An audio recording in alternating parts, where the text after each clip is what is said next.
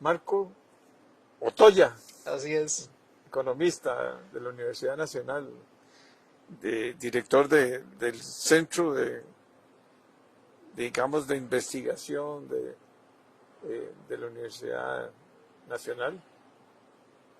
Has hecho un análisis importante sobre qué es lo que está sucediendo con el empleo en Costa Rica, porque hay muchas contradicciones. Lógicamente el gobierno siempre va a decir que cada vez hay menos desempleados, pero la realidad no me suena a mí, ¿verdad? Hay muchas personas profesionales o gente que ya estaba en la fuerza de trabajo, que al no ver oportunidades nuevas, se retiran y ya no participan, entonces baja la cantidad de personas que están solicitando trabajo, ¿verdad? Sin embargo, ha habido una mejora, pero no estamos en los números del 2019, antes de la pandemia. Todavía no hemos llegado a esas cifras, ¿verdad? Así es. Aunque la economía está creciendo, bueno, pero lo que hay que ver es en qué nichos de mercado está creciendo y de dónde hay más oportunidades, sobre todo para los profesionales jóvenes o los que van a ingresar a las universidades para que no se metan en carreras que no tienen demanda, ¿verdad? Correcto. Que la demanda es dinámica, va cambiando, ¿verdad? Ahora se habla mucho de STEM y todo lo que es las oportunidades que aparecen en las zonas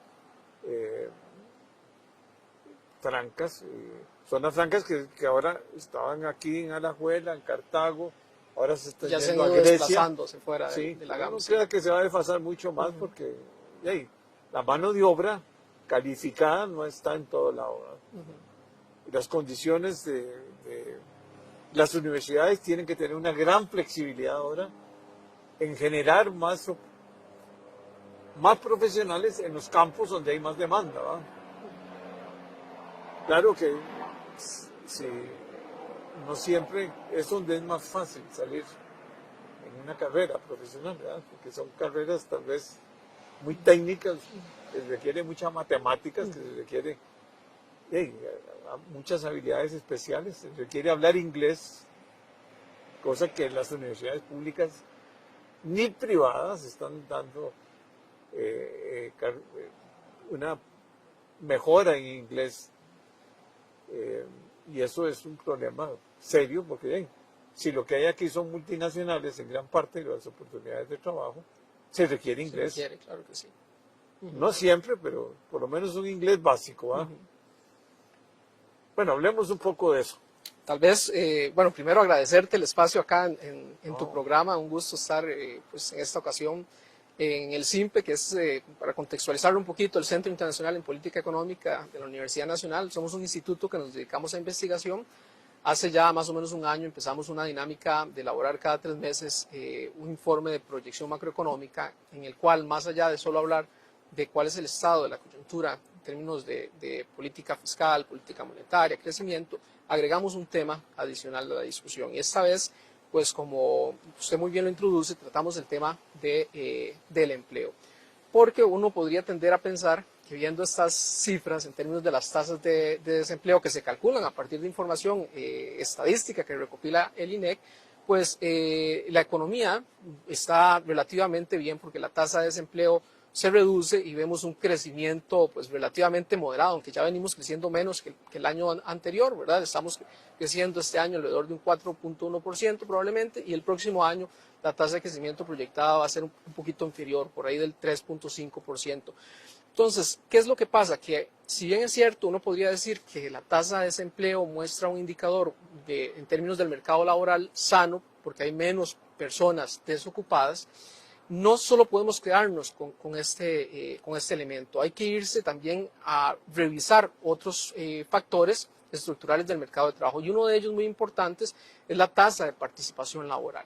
Es decir, no es solo medir cuáles son las personas que están desempleadas, sino ver la masa que existe. Claro, de esas personas. De gente que está buscando trabajo. Que está buscando trabajo. Entonces, ¿qué es lo que pasa? Que la tasa de desempleo deja por fuera o no considera personas que ya dejaron de intentar buscar trabajo por diferentes razones o motivos. Entonces, lo que observamos es que si nos vamos a ver un indicador un poco más realista, que es esa tasa de participación neta de la fuerza de trabajo, no ha alcanzado niveles que incluso teníamos antes de pandemia, ahora está alrededor de un 57%, que antes de pandemia andaba alrededor de un 60% la tasa de participación neta, ni incluso hemos llegado a los promedios de la década pasada. Entonces eso quiere decir que la actividad económica no está incorporando realmente toda la fuerza laboral que tiene capacidad o tiene potencial para estar insertada en el mercado de trabajo.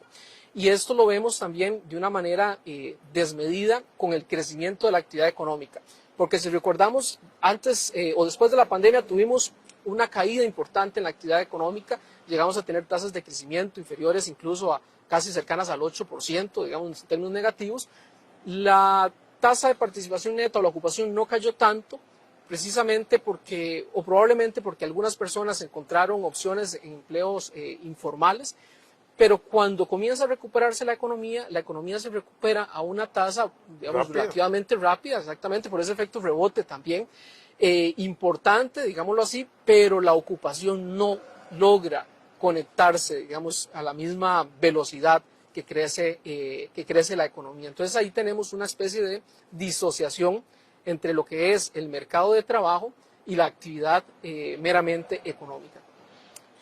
E incluso si nos vamos a ver algunos sectores de la economía, o si ya nos vamos a más al detalle, vemos sectores que efectivamente están creciendo, por ejemplo el caso de la manufactura, que es un sector importante y está estimulando la actividad económica, y ahí logramos ver que las tasas de desempleo se reducen, pero también vemos otros sectores que por ejemplo no están asociados al régimen especial, por ejemplo el sector agrícola, el sector de restaurantes o hoteles, que está muy vinculado al sector turismo, y seguimos observando todavía tasas de desempleo de 2 dígitos, del 10, del 11%, y lo curioso es que la ocupación en esos sectores además está disminuyendo. O sea, si uno compara datos de esta última encuesta con el mismo trimestre del año anterior, vemos más bien que en esos sectores, por ejemplo, el caso de la agricultura, ganadería o el caso de hoteles y restaurantes, la ocupación disminuye. Y llama la atención porque en el caso, por ejemplo, del sector de hoteles y restaurantes, que es un sector muy dinámico, en el cual hemos estado teniendo más bien una gran cantidad pues, de afluencia turística, no vemos que la ocupación en términos del mercado laboral esté aumentando, ¿verdad? Hemos visto que las tasas de desempleo están más asociadas a sectores de servicios, que es donde efectivamente se produce el desempleo, y la ocupación aumenta relativamente o de manera moderada. Pero sí es importante tener en cuenta que hay un porcentaje importante de las personas que por diferentes motivos han dejado de buscar trabajo. Y la pregunta es, bueno, ¿qué están haciendo en este momento? Porque es gente con potencial de trabajar. ¿La informalidad? ¿Cómo estamos en informalidad? Pues es otro elemento importante. Se ha recuperado el trabajo formal, digamos, de manera significativa, aunque no sostenida, porque uno ve en los trimestres tasas de variación que no le logra uno capturar una tendencia, pero también el sector informal, si uno lo mide, por ejemplo, por las personas aseguradas, nota que está creciendo también. Eso quiere decir que todavía el mercado de trabajo tampoco está capturando de manera importante esas personas que están en la informalidad, y esas personas además las tenemos sin acceso a los beneficios, por ejemplo, de la seguridad social, de la atención médica, de la atención elevada, por los altos cargos que significa en la planilla el seguro social, o sea, porque es alta las cargas sociales que están en la planilla son muy altas en Costa Rica, ¿verdad? Sí, aunque más bien creo que mucho de la informalidad está asociada a una parte del mercado de trabajo que tiene que ver, por ejemplo, con empleos estacionales, que usualmente pues, puede ser que no necesariamente incorporan la seguridad social, o hay mucho también el tema de transporte ahora en estas plataformas, en estas modalidades como Uber, como Didi, o el servicio, digamos, de transporte de comida también a través de estas plataformas. Entonces también es que en términos de este tipo de actividades, no, y que mucha gente también puede trabajar en la casa con las grandes plataformas que tenemos ahora, ¿verdad? Siendo autónomo, exactamente. O sea, ya prácticamente la gente está trabajando 4 días a la semana y un día se queda en la casa, porque la verdad es que uno pierde 2 horas todos los días en las presas y termina uno con un problema de salud, ¿verdad? todo lo que es la movilidad de este país es un desastre, ¿verdad? Sí, sí, no, se ha complicado mucho. Puede haber mucho empleo que no se captura, que también trabaja a través de plataformas digitales. Creo que ahora los jóvenes, ¿verdad?, se manejan mucho a través, pues, de todo este tipo de plataformas como TikTok, como Instagram, haciendo emprendimientos o actividades más vinculadas a este tipo de Usan servicios. Zoom o usan también Ujú. las otras plataformas para trabajar, hacer reuniones también, totalmente Virtuales. virtuales, ¿verdad? O sea, la virtualidad ha crecido mucho, ¿verdad? Sí, sí, sí. El- Otro elemento, y perdón tal vez que lo interrumpa, que usted mencionaba al inicio, que tenía que ver con la educación y el idioma. Una de las cosas que, analizando la encuesta de continuidad de empleo, notamos es que la tasa de ocupación, obviamente uno podría decir que esto es lógico, pero en términos de política pública es importante. La tasa de ocupación es muchísimo más alta en las personas que tienen un grado universitario que cuando se compara con la tasa de ocupación de las personas que no han terminado la secundaria o tienen una secundaria incompleta. Entonces creo que ahí también en términos de política pública la necesidad de poner la atención de cómo generarle a la población herramientas que lo conecten con el mercado de trabajo de una manera rápida, de una manera oportuna, es fundamental. En el caso de técnicas, por ejemplo, asociadas a las tecnologías de información y comunicación, o en el caso, por ejemplo, de un segundo idioma. sí, y yo creo que eh, ya no sé, vamos a ver, primero las carreras son muy largas aquí, sobre todo en las universidades públicas. En las privadas son más cortas, ¿verdad? Se gradúan más rápido. No quiere decir que son mejor profesionales. Hay universidades privadas que han venido cada vez mejorando más la oferta, ¿verdad? Eh, eh, las públicas siguen siendo que la gente arrastra las carreras y no sé la duración promedio, pero, Sí, pero hablan es de más de 4 o 5 cinco años años promedio, sí. y medio, porque tienen ciencias y letras y todo un montón de otros. Y los problemas de los horarios también, ¿verdad? Las universidades privadas se adaptan más rápidamente, ¿verdad? Eh, tienen costos relativamente razonables muchas veces y hay la posibilidad de financiamiento a través de no sé cuál era, había un fondo Ajá. para los muchachos que están estudiando en las privadas, que es más o menos el 2.8, es casi 2 veces lo que gradúan las universidades públicas, ¿verdad? Ya las privadas están en ciertas carreras siendo muy superadas por la privada por la pública. Lo importante es que salgan bien calificados, que salgan y valorarlos bien, ¿verdad? Pero si no hay eso, el profesional no es tan bien demandado o no tiene tantas oportunidades, ¿no? Las oportunidades aquí dependen, como vos decís muy bien, primero que termines tu bachillerato mínimo, ¿va? Y después que ojalá saques una carrera corta o no corta. En Europa son 4 años y un año más sacar la maestría. Aquí son de 5 a 6 años, ¿verdad? Bueno, 4 años en las privadas. Sí, 4 años más o menos es lo que llamamos el bachillerato universitario. Hay algunas que tienen la licenciatura, que es un año más, y las maestrías usualmente en las universidades públicas son 2 años. 2 años, exactamente. Bueno, eso hay que analizarlo bien en base de que el mundo está con una demanda cambiante y que las universidades tienen que tener esa flexibilidad. Y no solo las universidades, sino los colegios técnicos, el INA, que es estratégico, tiene que ofrecer la capacitación que se requiere para la demanda. ¿Ah? Sí, sí. Yo creo que ahí efectivamente pues hay un reto en la educación pública, no solo en las universidades, sino en la educación primaria, secundaria, en el INA. y que no quiere y no quiere decir que no se esté haciendo. Creo que ya las universidades están avanzando muchísimo en conectar sus carreras no solo con el mercado de trabajo hoy día, sino hacia futuro. Exactamente, porque si bien es cierto, las carreras tradicionales son muy importantes, ¿verdad? Son relevantes, por ejemplo en mi caso que soy economista, pero incluso ya ahora hay interés por otro tipo de carreras que buscan conectar más con el futuro del mercado de trabajo, carreras más basadas en esta línea de STEAM, en tecnologías, etc.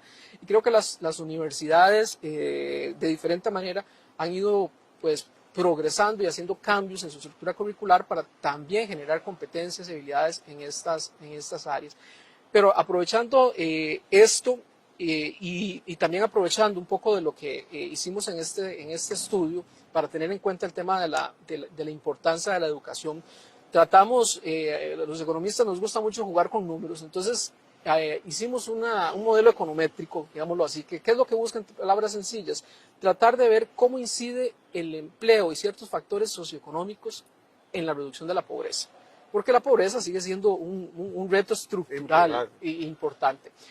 Entonces, teniendo en cuenta variables que tienen que ver con el empleo, con la educación, con la región de donde es la persona, con el manejo y el uso de tecnologías de información y comunicación, con el idioma, logramos ver que si después uno abstrae la población que está en condición de pobreza, esa población, y uno considera sus variables en términos promedio, digamos, el hecho de ser pobre y tener valores promedio de diferentes variables, por ejemplo, un valor promedio en educación que puede ser, en el caso de la población pobre, son menos de 11 años de educación, es decir, tal vez no terminó ni tan siquiera la primaria o fue a la secundaria, a primero o segundo año, y así con otras variables, lo que notamos es que esa población pues tiene una probabilidad de ser pobre del 63%.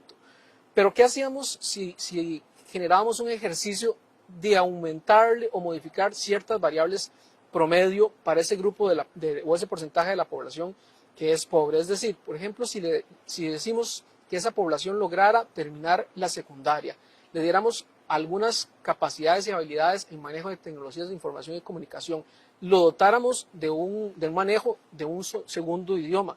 Hay que tener en cuenta que las personas pasan, nuestros estudiantes, una parte importante de su vida en la escuela, en el colegio, y una parte importante de sus horas llevando un idioma que no les permite realmente tener un dominio. Entonces, si por lo menos esos tres elementos los mejoráramos, ese porcentaje o esa probabilidad de un hogar de ser pobre se reduce casi en 55 puntos porcentuales. Es decir, que esa probabilidad se reduce un 10%. Entonces, en materia de política pública y de política educativa, lo que notamos es la importancia de buscar que las personas logren al menos terminar la secundaria, logremos darles al menos una habilidad en un idioma y darle capacidades en tecnologías de información y comunicación. ¿Qué son básicamente? Pues poder manejar un computador, tener habilidades para uso del internet, a lo mejor ahora con todas estas herramientas de edición, etc. Entonces, la importancia de la política educativa para tratar de sacar a las personas o a los hogares de pobreza es definitivamente fundamental. Bueno, definitivamente sí. Y es increíble, con una sola persona en un hogar que sea profesional, cambia la vida de todo ese hogar. O sea, si uno tiene 2 o 3 hijos y uno de los hijos ya levanta, ya ese arrastra a todos los demás. Así es. O sea, pues cambia las condiciones socioeconómicas. Lo que pasa es que la pobreza es preocupante, ¿verdad? No la hemos podido reducir a lo que debiéramos de hacer. Aunque hay ayudas a los estudiantes y dándole becas y dándole transporte, dándole algunas veces alimentación, en fin. Se ha hecho una serie de programas asistenciales. Claro. Avancemos, es otro programa que me acuerdo. Pero nadie está cuantificando exactamente los impactos, ¿verdad?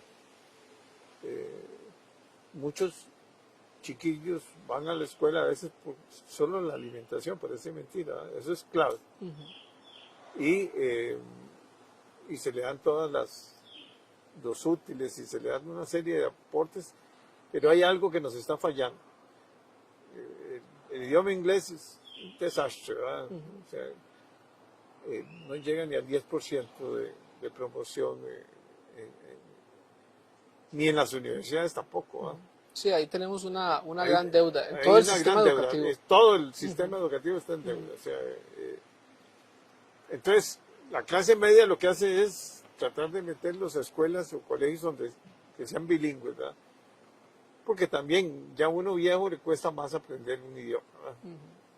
No es lo mismo que un chiquillo joven, o sea, que está comenzando, ya comienzan a hablarle en inglés, entonces sí, eso ayuda muchísimo, sobre todo el inglés, ¿verdad? Sí, sí.